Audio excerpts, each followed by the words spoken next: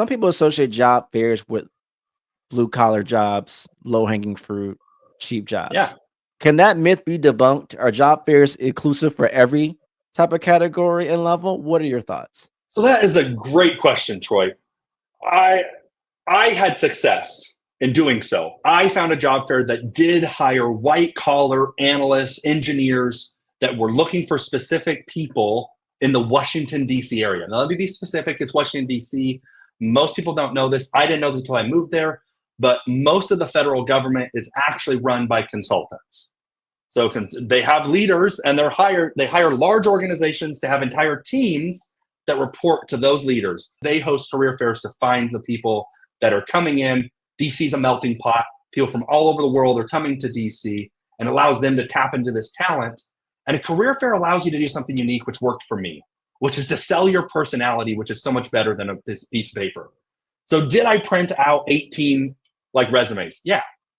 Did I get interviews from even 5 companies? No. I got one from one company that wasn't even listed on the 40 companies at the place. But they showed up and I gave them my elevator pitch to a role I didn't even know existed. I didn't know what a cost analyst did for a living, but they were a whole company that hyper-focused on cost analysts, which what that does was actually kind of what it sounds like, is they analyze the costs of big projects, like getting a new wing for 500 fighter jets in the federal government, for the Department of Defense. And so we were supposed to go do that research. I worked at a contact center. I wasn't qualified to do this. But in my story, I shared with them is, hey, look, I know how to dig through the data.